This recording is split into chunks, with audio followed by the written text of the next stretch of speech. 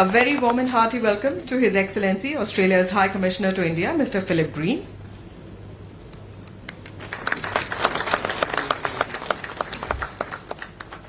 We extend a warm welcome to Padma Shri Dr. Shailesh Nayak, Director NIAS, former Secretary, Ministry of Earth Sciences.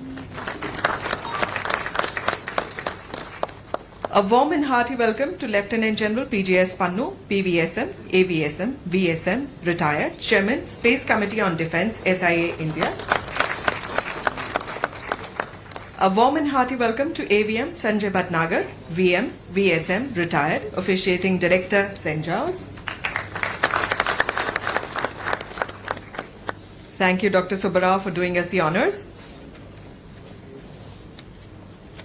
I now take the pleasure of requesting Dr. Subbarao Pavuluri, President, SIA India, to kindly deliver the welcome address.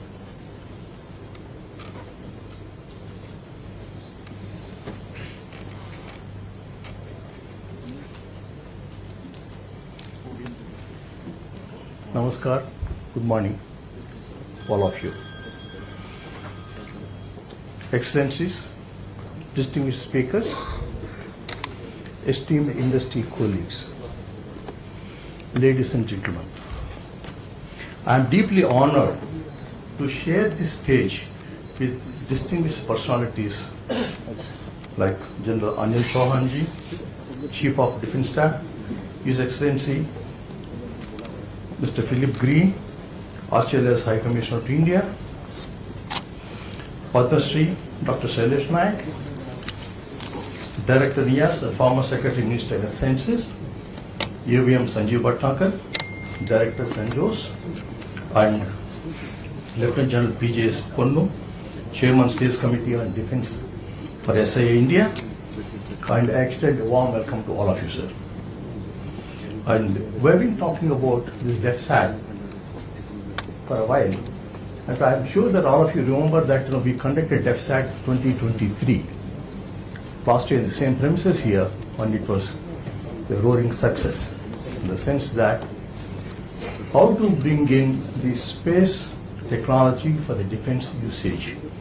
That was the kind of discussion that we had it, and they are formulated into kind of recommendations. The recommendations have been addressed to the Government of India, and we find that Government of India also has come up, Ministry of Defence also come up with some kind of a doctrine in this area, and things are moving very fast in order to make space as an integrated part and parcel of the defense in this country. And similarly, 2024, we are going to address similar activities and really more operationalization of this to happen. And one of the important things is 23, we conducted war games.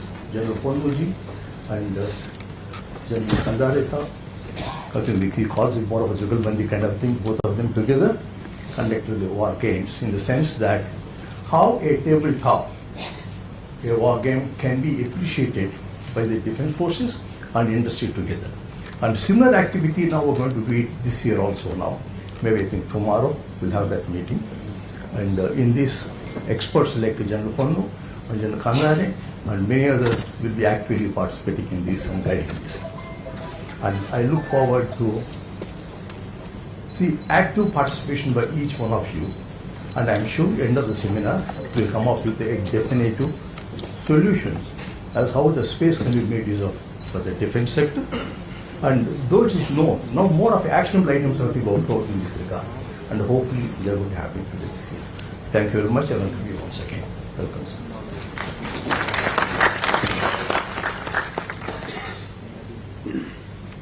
Thank you, Dr. Subbarao, for this warm welcome address.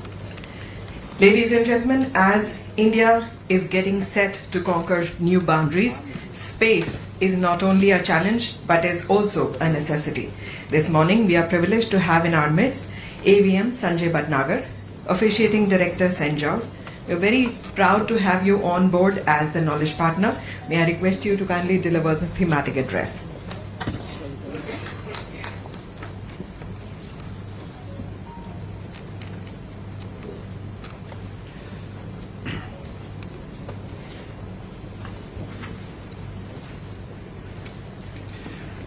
General Anil Chauhan, PVSM, USM, UISM, AVSM, SM, BSM, Chief of Defence Staff, His Excellency Mr. Philip Green, Australian High Commissioner to India, Padam Shri Dr. Shailesh Nayak, Director NIS, former Secretary Ministry of Earth Sciences, Dr. Neeraj Mittal, Chairman DCC and Secretary Telecom, Dr. Subbarao Pavluri, President Satcom Industry Association India, Mr. Anil Prakash, Director General and other members of the SIA India, General Pannu on DES, our valued partners, top industry executives here in presence, members of the fellow think tanks, esteemed veterans, serving officers from the Indian Armed Forces, members of the CAPF, members from the media, our friends from the friendly foreign countries all present here, also our colleagues and friends who have joined us on the virtual platform. Ladies and gentlemen, a very good morning to you all. I consider myself privileged and honored to be delivering a thematic address for the DefSAT. Most grateful for the 3DS and other senior dignitaries for sparing their valuable time despite commitments to share their inputs, thoughts and ideas on an issue of such major significance for the Indian Armed Forces and all the stakeholders in the Indian space ecosystem. Before I start, a word about CENJOS. CENJOS was raised as a consequence to the review of the Kargil by the Kargil Review Committee by initiative taken by MOD through a group of ministers report. It came into being in 2007 as a think tank for promoting jointness, integration and transformation for the Indian Armed Forces. One of the charter of CENJOS is to facilitate free dialogue and discussion on all issues that have bearing on joint warfare and on formulation of independent policy options. A seminar on space matters is very much one of those initiatives by CENJOS.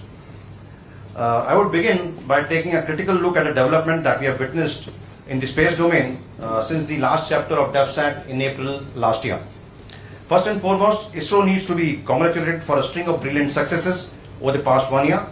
The crowning achievement, of course, has been the soft landing of Chandrayaan-3, also the placement of Aditya Sun Laboratory at L1 point between the Sun and the Earth. India has strengthened its position and claimed to be a legitimate space power. Of course, there is much more in the pipeline in terms of mission to Mars, to the Venus, Gaganyaan, human space flight missions are coming up, and also the nation is eagerly looking forward to having its own Bharat Antariksh station. Last year also witnessed a bigger and significant role being played by our private space industry. The number of space startups have gone up to 204. Close to $400 million of investment has come into these companies. Pixel, for example, has plans of launching 24 Earth observation satellites over the next 2 years, and 6 of them coming up within the next 3 months or so.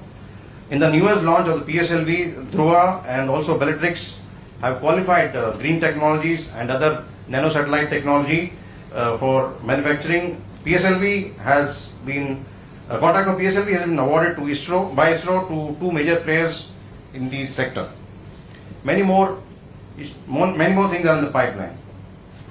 On the military front, over the last 1 year especially, Russian invasion to Ukraine has opened a new chapter in space war. In the Israel-Hamas conflict, Israel's long-range Arrow air defense missile system, which is a combination of various multi-layered missile systems, have shot down ballistic missiles fired by Iran Houthis in the Yemen over the Red Sea. This medium-range ballistic missile were intercepted by more than about 100 miles above the Earth, very much into the space domain. So space contestation is already there. Closer home, China has been leaping forward in enhancing its space capabilities. Last year alone, it undertook 67 orbital launches, including 17 by private agencies, thereby putting close to 200 satellites in various orbits. Prior to that, also on an average, especially last 3 years, it has taken about 50 to 60 launches on an average per year. Today, there are more than 5,200 active satellites in the space, owned by about 80 countries. In last year itself, 675 satellites were launched. Many more nations are aspiring to attain indigenous space capabilities. On January 28 last month, Iran claimed to have launched 3 satellites. Now, militaries across the globe, especially post-1991 Gulf War, have witnessed the advantage of information domain by a combination of aerospace assets for decisive force application by decision makers. Trends in militarization of space are indicating that counter-space operations capabilities are being developed with an exclusive aim to enable own forces to exploit space capabilities to the best, while at the same time negating adversaries' ability to exploit the same. In order to maintain the desired degree of space control or superiority, new trends are emerging in terms of hypersonic vehicles, fractional orbital bombardment systems, remote proximity operations, space robotic arms, offensive dazzling using high energy lasers, cyber attacks on spacecraft or ground-based space infrastructure. Also, in order to deter the adversary, the countries are developing capabilities both in the kinetic domain as a direct ascent or co-orbital, or also in the non-kinetic domain as electronic warfare, laser, high-power microwave, EMP, and others.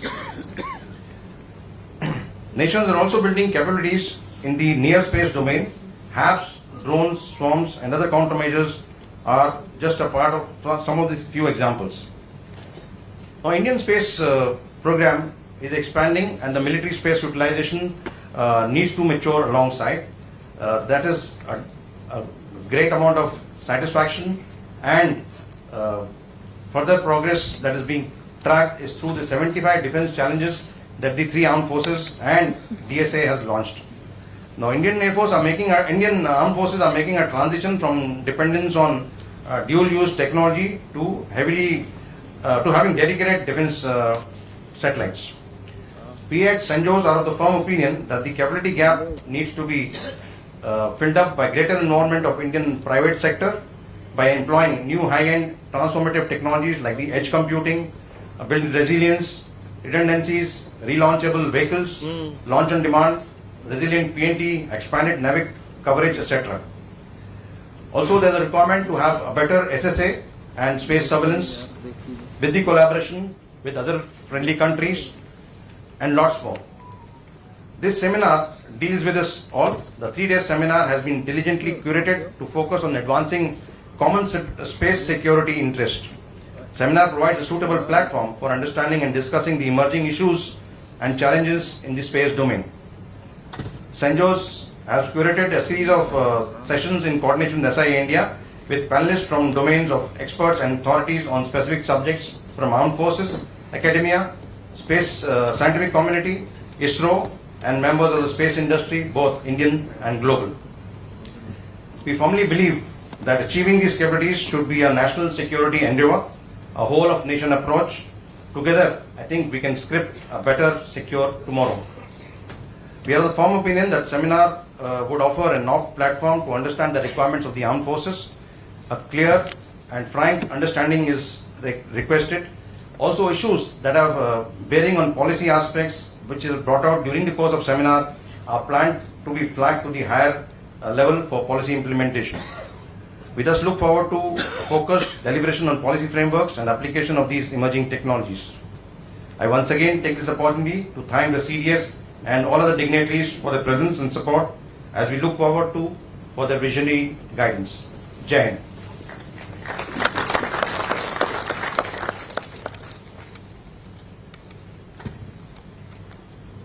Thank you, AVM Bhatnagar, for this thematic address. Ladies and gentlemen, we have in our midst this morning Lieutenant General PJS Pannu.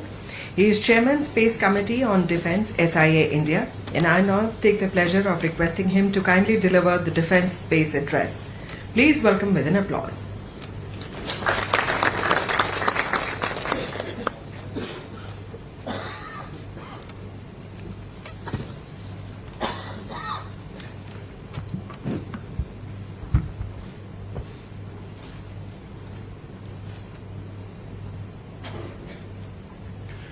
General Anil Chauhan, Chief of Defence Staff, Excellency Mr. Philip Green, Australian High Commissioner, Padam Shri Dr. Sailesh Naik, Dr. Subbarao, AVM Sanjay Bhatnagar, Mr. Anil Prakash, DG of SIA, and Jal Khandare, Principal Advisor to the MOD. Jai Hind, ladies and gentlemen. It is known fact that the space is the fastest growing domain in the history of mankind. While India may have built the first space revolution, but now we are getting into, or we are much into the second space revolution. And I'm very certain that with the effort that we are all making collectively, we shall not only participate meaningfully in the second space revolution, but also emerge as leaders, as demonstrated in our endeavors in the peaceful exploration of space, demonstrated by our Chandrayaan mission and the Aditya mission, which is proving India to be an emerging space leader. We have gone past the first cycle of peaceful exploration, which will continue, but I think the international security dynamics are compelling us to go into the military exploration of space. And this transformation is extremely important for us. And I'm very glad that we have Padma Shri Dr. Sailesh Naik and Dr. Subbarao taking a lead to get the industry and the services, the academia, and all the ecosystem together to develop this ecosystem where we can have the Indian space solution for Indian security interests. We know that space is a global common, and it has to be harnessed responsibly and practically, and we need to have a good investment as far as space diplomacy and international cooperation is concerned. And I'm glad we have amidst us the Australian High Commissioner with us. It is gracious of General Anil Chauhan, our CDS, to be at the inauguration of DefSAT 24, which is curated as a 3-day event, as was mentioned by the officiating Director Sanjos. It is a sequel, as was mentioned by Dr. Subbarao, of the last year event where we had almost 200 industrial members participate in it. And what was important was that we had the first industrial space war game. It was highly subscribed, and then though while we ran some very basic scenarios last time, this time we are back in DefSAT 24 with scenarios which are of the international concern. Of course, certain universities abroad have supported us in curating this, but I think we have to make sure that our industry and academia put together along with the service space community comes to find solutions to the problems which we are going to find through the scenarios which we are going to discuss during the forthcoming industrial space exercise, which is the second exercise. We are also going to be talking about certain key issues such as how to harness the meshed intelligence for the space warfare. And this is how the future landscape of the military intelligence and the surveillance technologies are going to be brought together. We are also going to configure how C5, I2, Star 2 contributes to the space-enabled precision and deep battles, which not only brings the conventional forces, but also the future of how the Indian Air Force, the strategic forces, the artillery and the drones, and the near space domain comes together to converge, to get the Earth observation, sensors, and the PNT put together, communication and data for precision battles. We also are going to evaluate how our defense innovation ecosystem is shaping up. We've had path-breaking IDEX 75 challenges, which were introduced some time back. This DefSAT, we're going to evaluate how these 75 defense challenges have been actually converted to actual use and how the innovation and the ecosystem of the industry has responded to it. DefSAT is the only platform which has been talking about the near space and the space sovereignty. After all, there is a gaping hole between 20 kilometers or more up to 160 kilometers where we are supposed to have sovereignty, but we do not have the means to have sovereignty. Above 100 kilometers, while it becomes outer space, but there is some area which needs to be covered, which can only be covered by developing their near space technologies such as the HAPS, drones, and innovative solutions, so that we have the full and meaningful understanding of the aerospace, and this is the domain which is going to stitch together. This time we have experts who are also going to be discussing smart satellites for defense, balancing robustness and SWAP, that is the size, weight, and power combination for the future of satellites. We are also going to be actually sitting and thrashing out the acquisition process, which is more conventional for acquiring the conventional military hardware. But what happens when we are still developing and innovating our space for military capability? I think we need to have a special tailor-made and calibrated acquisition process for the military-grade space innovations and manufacture. Our research and development, our qualification and testing processes have to be refined, and we have to invest heavily into that. Space warfare is not only space-enabled warfare, but it also talks about space deterrence and space domination. We have to understand that once you throw out your space assets, how are you going to protect them? And how do we evaluate what are the capabilities of the adversaries in the military space domain, so that we can take preventive and we can also take proactive operational measures, such as situational awareness in space and space domain awareness are extremely important to understand. How do we create the RPO response, that is the rendezvous proximity operations, and also how are we going to engineer the on-orbit servicing, assembly and manufacturing, which is the space MRO. We are also going to be joined by experts who are going to clearly lay down roadmaps of communication strategies for modern military operations under contested and electronic warfare environment. How do we bring together the C5, where the space, the SDR, and the other technologies for waveforms comes together, including optical links.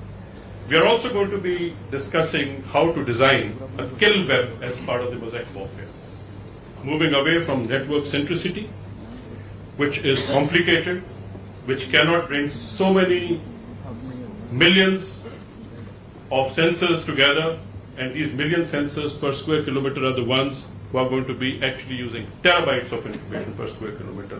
And how do we power them through electricity or uninterrupted power supply? We also need to understand how the ground segment is going to shape up. What are the ground terminals, whether it is aerial platforms or they are ground-based, mobile, or even man-packed. How the analytics will come in and how the AI is going to shape the decision making. We are also going to talk about the experiences that we've had in the DPSUs and large enterprises who have been contributing sufficiently into the development of the space domain. But how do we sit together and use their experience and knowledge for building industrial corridors dedicated to space? At CR, we are going to pen down a CR report on military space and guidelines, for which we need the support of the research and development organizations, the academia, the service community, and also to bring specialists in writing policies, doctrines, and strategies for securing India's security interests for space warfare and domination. In-space exercise is the second industrial war game that we are going to go into. Along with General Khandare, I have the privilege that last year we had oversubscribed exercise, and this time we have opened out new vacancies, and we are going to have much more participation in the industrial war game, where we're going to have the discussions from the MOD, ISRO, DRDO, InSpace, NCIL, NDMA, Niti Aayog, industry, startup, and all that ecosystem that can be brought together along with the service community to discuss those scenarios as I was talking about. I thank the CDS who has held very crucial and distinguished appointments in the national security system for giving due importance to this critical domain of the fourth and the foremost frontier of warfare. His support and guidance will go a long way in shaping the defense space industry to fulfill the rapidly growing needs of the services, in particular as part of the national security framework, as we face urgent need for providing domestic technology and solutions for space-enabled multi-domain warfare. After all, when we look up, we always remember God, but I think the future of God is all space. And foremost is going to be the fourth frontier. If we can have the military aspect secured, I think largely the God will be on our side. And if we do not expect God to just help out, we need the support of all of us sitting here. And in the next 3 days, I hope we will be able to contribute meaningfully to the space as far as the military warfare is concerned. Thank you, ladies and gentlemen. Jai.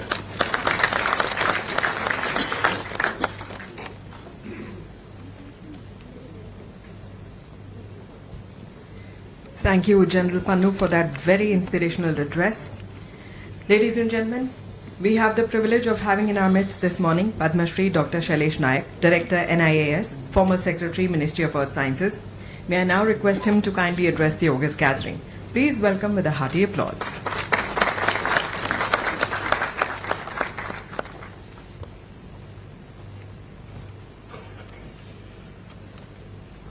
General Anil Chauhan ji, Chief of the Defence Staff, His Excellency Philip Green, High Commissioner, Australian High Commissioner to India, Dr. Subbarao, President SIA, General Pannu, AVM Sanjay Bhatnagar, Mr. Anil Prakash, ladies and gentlemen. Good morning to all of you. And it's really my pleasure to be here to stand before you and share some of my thoughts. As you know that India started its space from the civilian applications. Unlike all other spacefaring nations, which started with the military and then came to the civil. But the shifting of geopolitical scenario, especially during last 2 decades, has led India to focus on outer space, especially for its defense needs. It is of utmost importance to develop necessary capacity and capability to address the defense need for the space situational awareness, for communication, for electric intelligence, earth observation, navigation, as well as for tracking and data relay. The SSA capability comprising radar, optical and laser tracking, including institutional and human resources to monitor the space environment, is a prime requirement. The assessment of the orbital parameters can facilitate the purpose and functions of the satellites, especially the spy satellites. Satellites will be also required for the intelligence, surveillance and reconnaissance, or normally called the ISR functions, at low Earth orbits. The real-time communications, command, control, communication, computer, etc., and providing internet services to be provided by geosynchronous and orbiting satellites is another major requirement. High-resolution multispectral, hyperspectral, and synthetic aperture radar for monitoring various activities, as well as satellites for weather monitoring, are critical. The constellation of small satellites also to be planned. It is essential that all these requirements of satellites, ground facilities, as well as the application development needs to be quantified and assessment to be made for a short, medium and long-term requirements. The available technologies with ISRO, along with the capabilities of industry, need to be integrated for realizing these goals. It would be very useful if we can identify this so that industry also can plan and make necessary investment as the funding as well as the human resources. I'm sure that the presence of the Chief of the Defence Staff here has given high importance to this event, and I'm sure that in near future such requirement would be identified. These 3 days, the requirement of various sensors, processing techniques, type of platforms required, the smart satellites will be discussed, and integration of national capabilities in space for defense needs are crystallized. I wish very fruitful and productive discussion these 3 days. Thank you very much.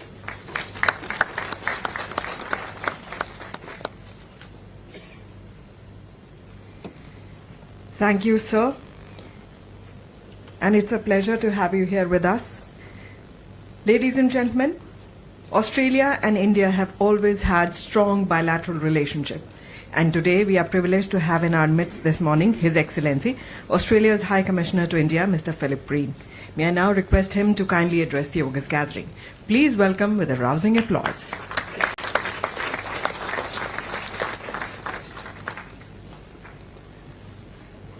Thank you very much, ma'am. General Chauhan, lovely to see you again this morning. Dr. Subba Rao, Dr. Silesh Nayak, Lieutenant General Panu, and my friend Anil Prakash. Good morning, distinguished guests, ladies and gentlemen.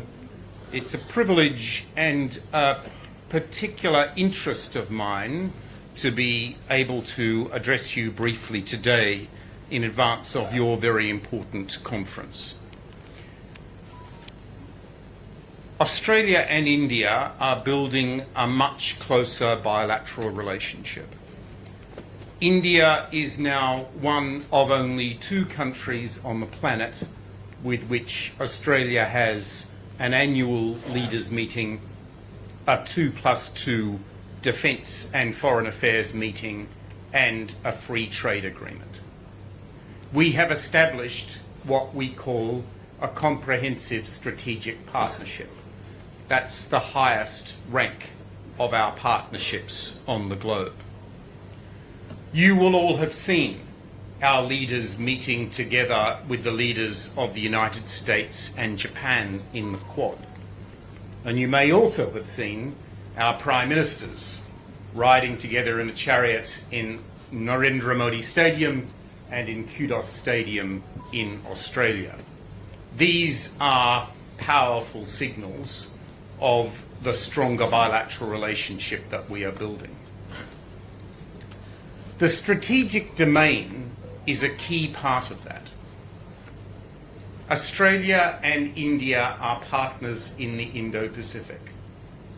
We share an ocean, the Indian Ocean.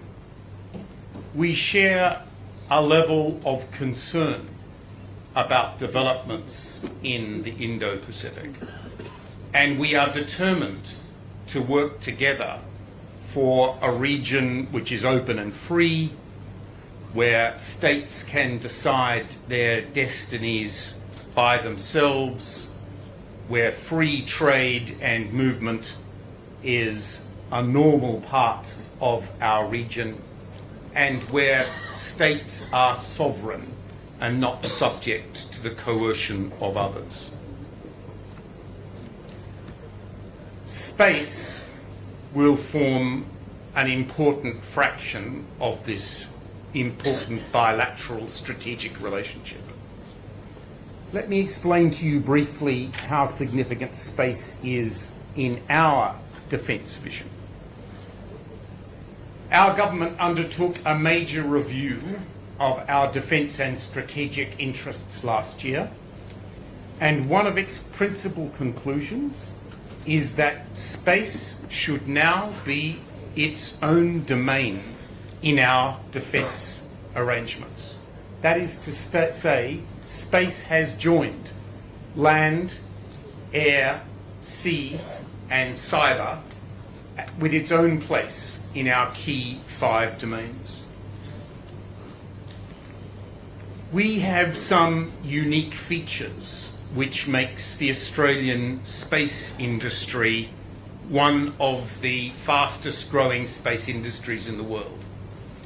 We have unique location, a large continent, satellite tracking capabilities, which, for instance, were key in tracking your successful Chandrayaan-3 moon lander. We have a continent with few people. The consequence of that is that much of our continent has dark skies, which makes astronomical observation much simpler and more effective.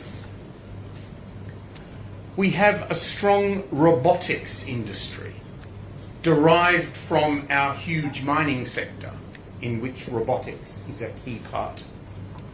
And finally, we have innovative and fast-growing companies. Indeed, the space industry in Australia is growing at more than 10% per annum. And I'm delighted that there are representatives of that industry with us here today. For us in space, India is a natural partner. India is emerging as a tech giant. It is, as I say, a strategic partner. And it is clearly emerging as your plans and your successors in space demonstrate a leading power in space exploration and engagement. So for us, the task is to take advantage of those complementary advantages and forge a closer relationship between Australia and India and in space. I'm delighted that today we will see the handing over of an MOU between the SIA of Australia and SIA India. That marks an important new departure in our space collaboration. And may I finally say, General Panu, I listened carefully to your explanation of what this conference will comprise to these few days. That's an impressive list of fascinating topics. I wish my schedule allowed me to stay for longer. I hope some of my team will be able to stay and brief me later on some of the things you achieve. I wish you very well in what sounds like a very lively and fascinating conference. I thank you.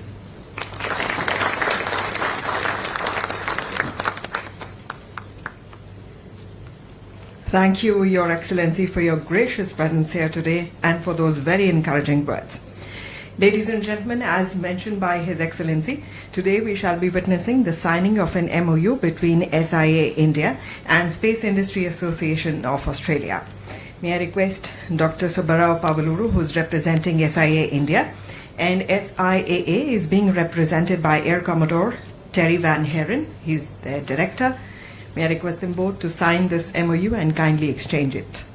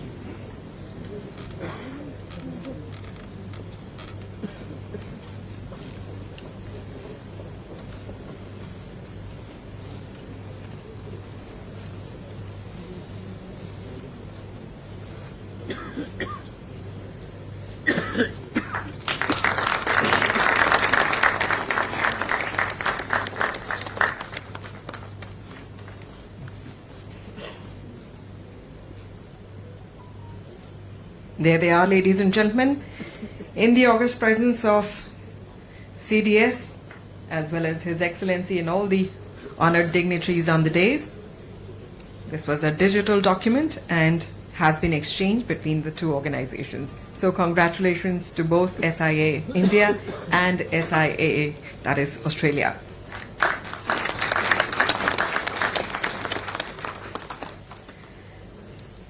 Ladies and gentlemen, we are privileged and honored to have in our midst this morning General Anil Chauhan, PVSM, UISM, AVSM, SM, VSM, Chief of Defence Staff.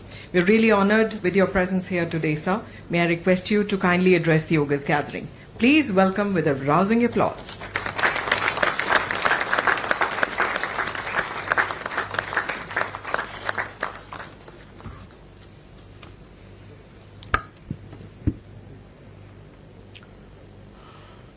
High Commissioner of Australia to India, His Excellency Mr. Philip Green,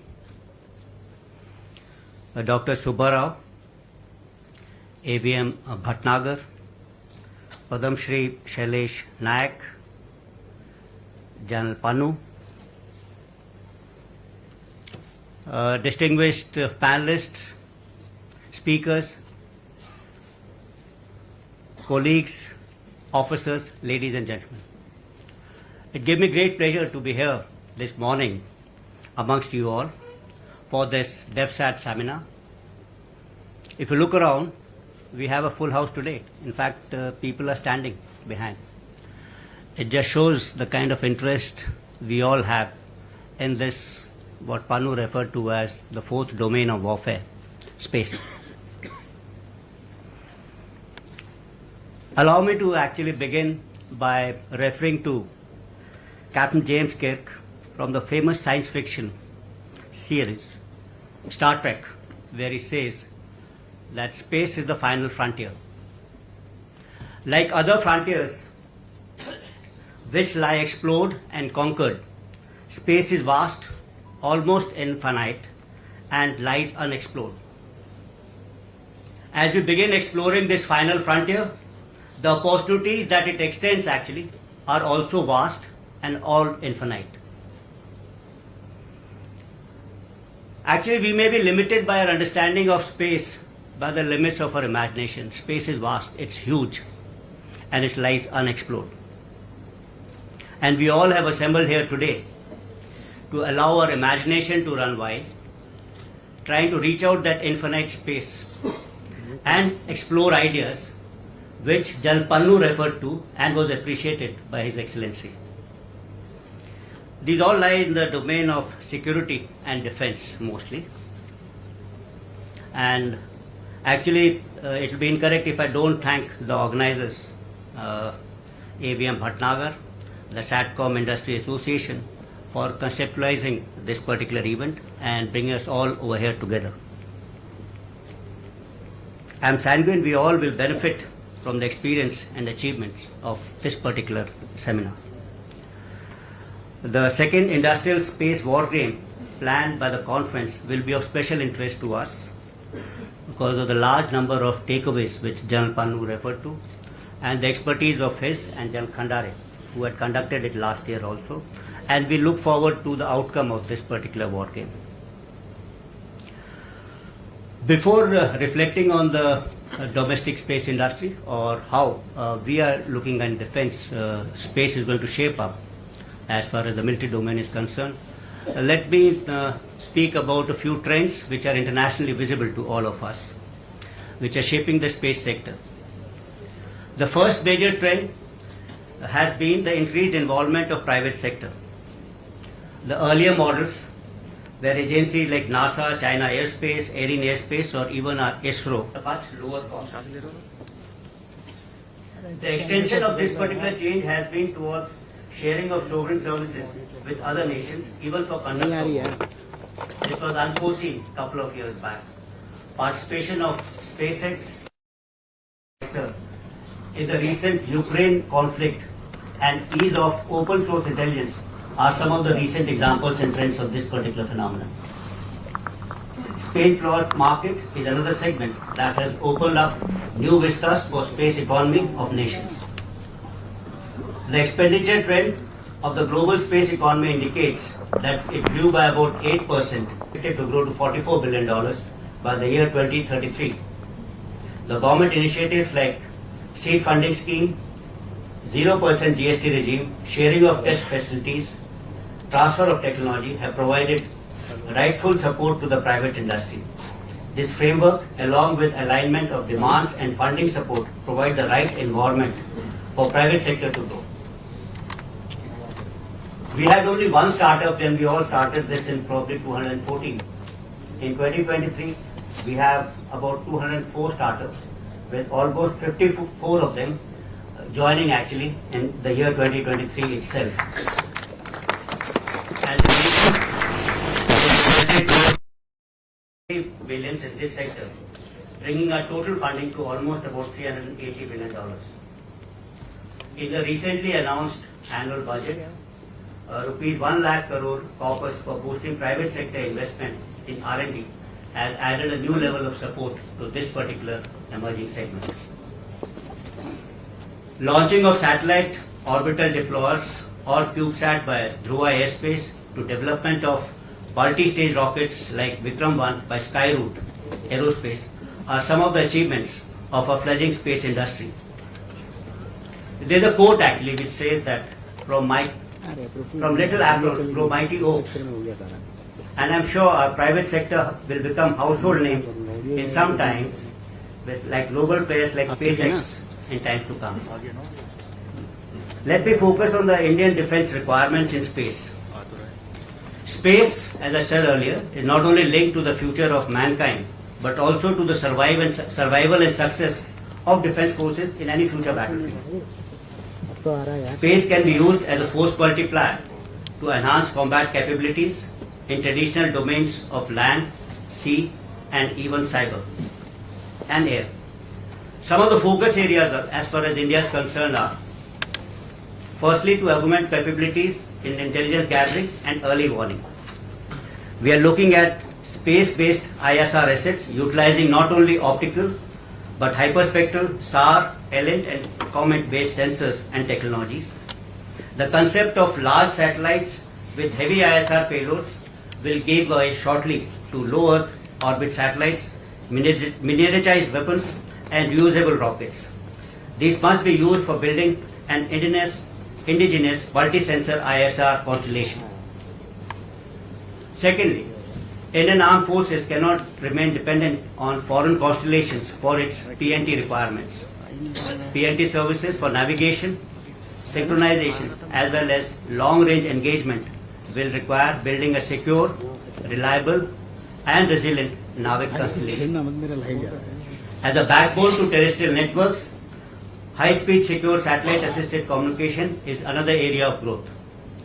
Investment towards satellite Internet of Things, satellite enabling 5G ecosystem, high-throughput satellites and LEO satellites need to be undertaken to provide a reliant and resilient coverage. Launch capabilities being the basic building blocks, we should also be investing on launch on demand capabilities in the near future. As the national requirements of ISR, PNT and communication grow, this will resultantly increase the number of satellites, Indian satellites orbiting the space, and definitely they will be requiring of securing these particular assets, which will require space situational awareness. This will be based on probably a network of long-range tracking radars, optical telescopes, which are ground or space-based, and corresponding visualization of threats and challenges. The initial baby steps on this direction have been taken by ISRO by Project Netra. The increasing array of space-based platforms will require a robust ground segment also. Based on a site diversity strategy, we would have to set more ground downlink stations interconnected by a wide terrestrial network. And finally, we're talking about the space segment, the ground segment. The user segment is also equally important, which will also need to be developed. And lastly, when we are developing all this, I think we need to look at counter space capabilities which nations are developing as a means of deterrent. And maybe this would be required in future to safeguard our assets. In order to ensure that these capabilities are rightfully utilized, doctrinal and connected concepts need to be developed. Such level of evolution in an emerging and dual-use domain would require an integrated approach from ideation to implementation, from capability development to capability employment.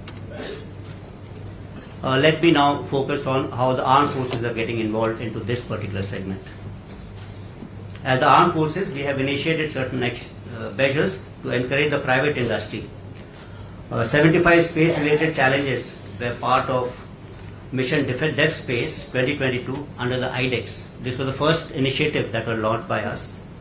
Under this IDEX initiative, I am told a total of 5 contracts have already been signed and additional 4 contracts are at various stages of documentation.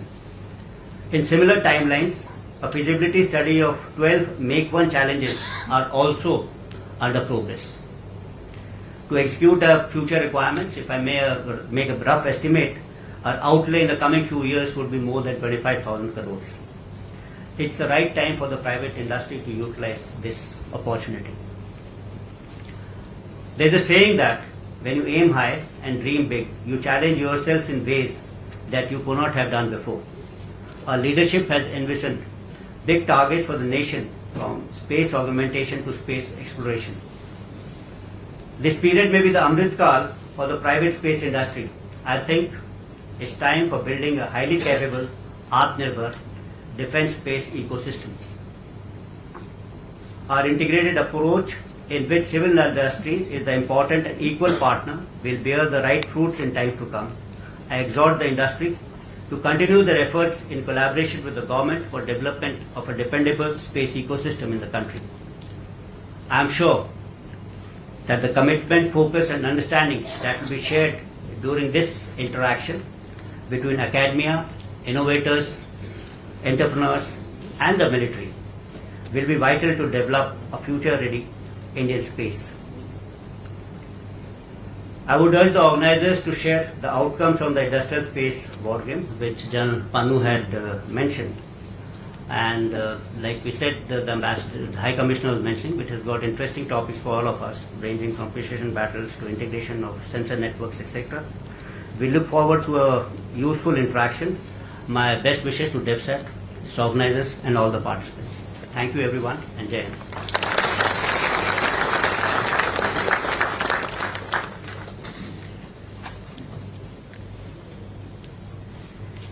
Thank you, sir, for those very inspirational words. And thank you especially for the special reference to Captain James T. Kirk. It was an inspiration to many of us, tickling the thought that if someone can imagine it, it is definitely going to happen. And here we are today. It now gives me great pleasure to request Shri Anil Prakash, Director General SIA India, to kindly propose the vote of thanks.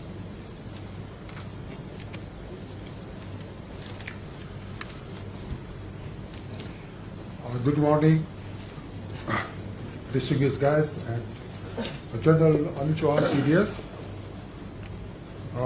His Excellency Australian High Commissioner to India, Mr. Philip Green, Dr. Shailesh Nayak, Director NIAS, Padam Shri, Dr. Subbarao, EVM Sanjay Patnagar, General Pandu. So it was a great honor for us to have a, what is with General Pandu in his own term, mosaic of civil-military fusion. In this room, we are going to talk about, in harmony, how the industry and defense forces can meet and greet each other to build a new forward-looking nation, Bharat.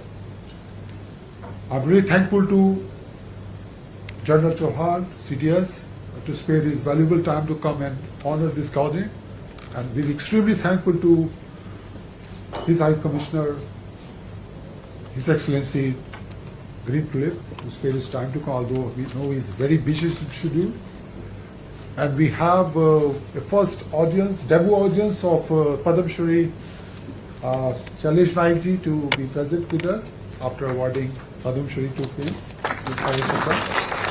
I'm really thankful to Dr. Subbarao, his visionary and leadership for the CII. And we have grown very fast. We are just a 3 years old organization, and the way this is the second in row for conducting DefSAT, I think we are more getting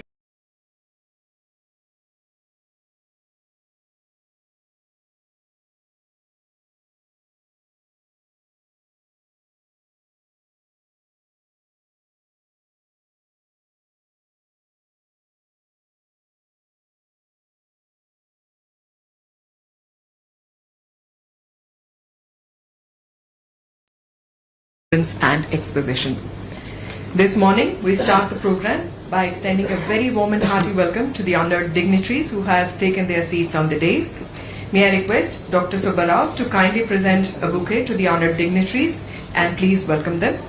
We start with welcoming in our midst General Anil Chauhan, PVSM, UISM, AVSM, SM, VSM, Chief of Defence Staff, our honored guest.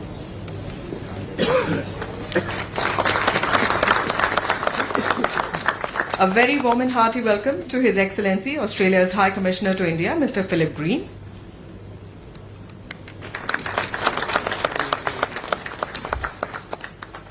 We extend a warm welcome to Padma Shri Dr. Shailesh Nayak, Director NIAS, former Secretary, Ministry of Earth Sciences.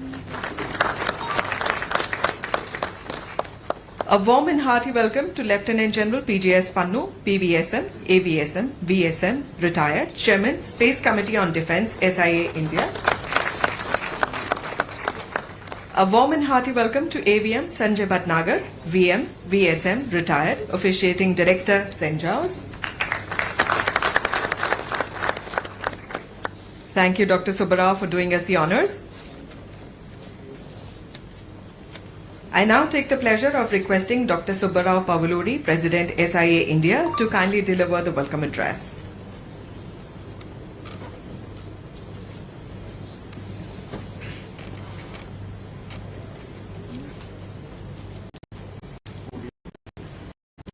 Namaskar, good morning, all of you. Excellencies, distinguished speakers, esteemed industry colleagues, ladies and gentlemen, I am deeply honored to share this stage with distinguished personalities like General Anil Chauhan ji, Chief of Defence Staff, His Excellency Mr. Philip Green, Australia's High Commissioner to India, Padma Shri Dr. Shailesh Nayak, Director NIAS, former Secretary, Ministry of Sciences, UVM Sanjeev Bhatnagar, Director St. Jose, and Lieutenant General PJS Pannu, Chairman Space Committee on Defence for SIA India, and I extend a warm welcome to all of you, sir. And we've been talking about this DefSAT for a while, and I'm sure that all of you remember that we conducted DefSAT 2023 last year in the same premises here, and it was a roaring success in the sense that how to bring in the space technology for the defense usage. That was the kind of discussion that we had it, and they are formulated into kind of recommendations. That recommendations have been addressed to the Government of India, and we find that Government of India also come up, Ministry of also come up with some kind of a document in this area, and things are moving very fast in order to make space as an integrated part and parcel of the defense in this country. And similarly, 2024, we are going to address similar activities and really more operationalization of this to happen.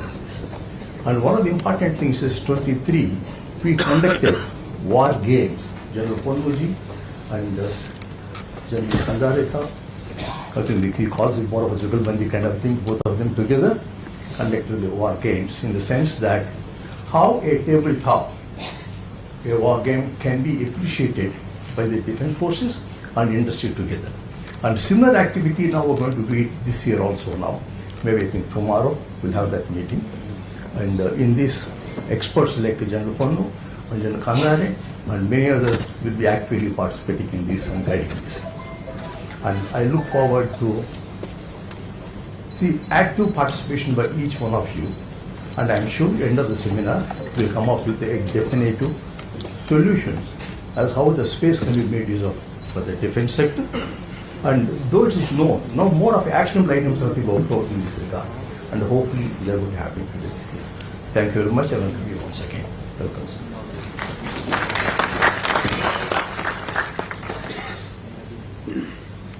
Thank you, Dr. Subbarao, for this warm welcome address. Ladies and gentlemen, as India is getting set to conquer new boundaries, space is not only a challenge but is also a necessity.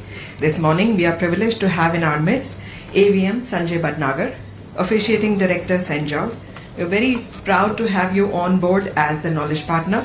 May I request you to kindly deliver the thematic address.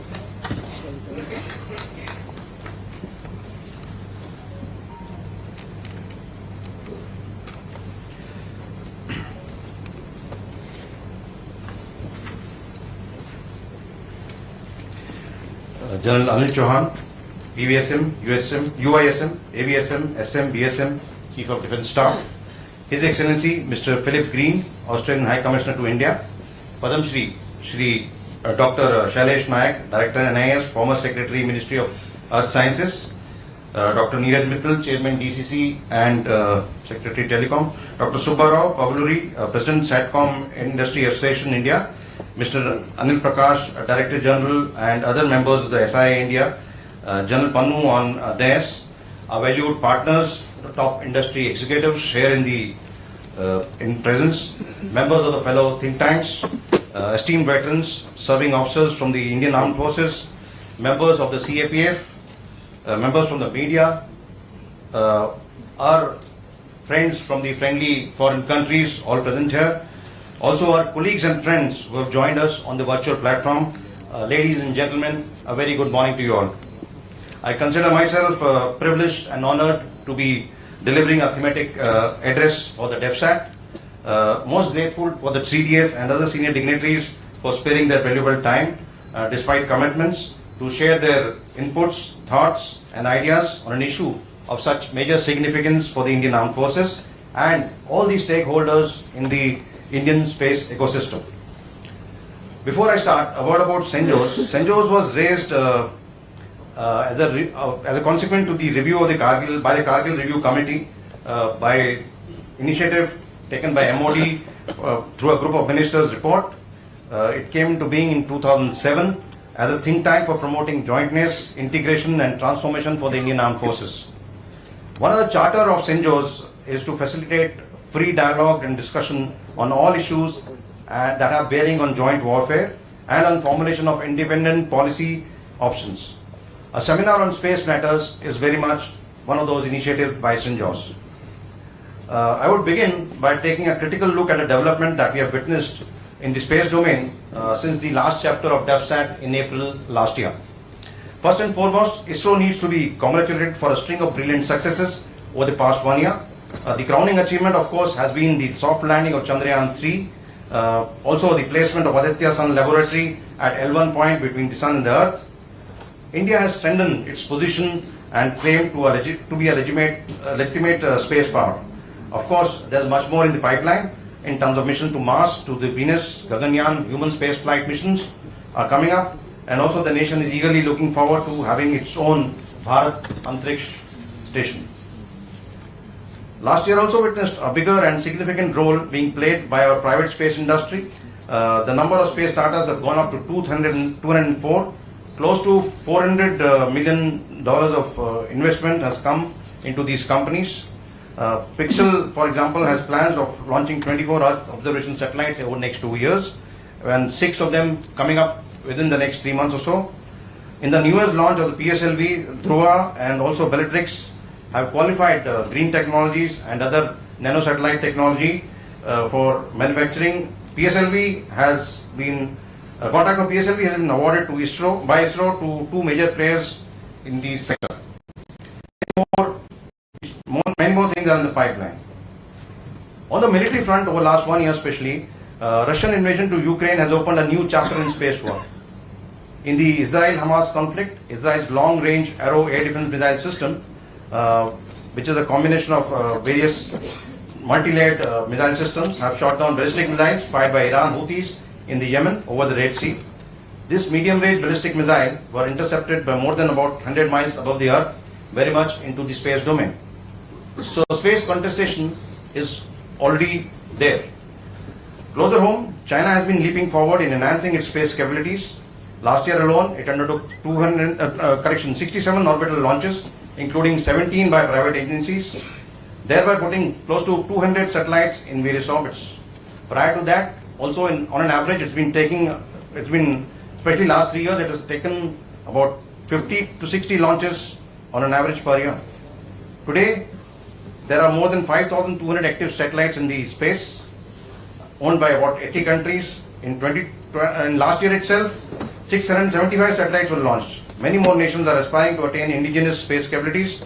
On January 28 last month, Iran claimed to have launched 3 satellites. Now, militaries across the globe, especially post-1991 Gulf War, have witnessed the advantage of information domain by a combination of aerospace assets for decisive force application by decision makers. Trends in militarization of space are indicating that counter-space operations capabilities are being developed with the exclusive aim to enable own forces to exploit space capabilities to the best, while at the same time negating adversaries' ability to exploit the same. In order to maintain the desired degree of space control or superiority, new trends are emerging in terms of hypersonic vehicles, fractional orbital bombardment systems, remote proximity operations, space robotic arms, offensive dazzling using high energy lasers, cyber attacks on spacecraft or ground-based space infrastructure,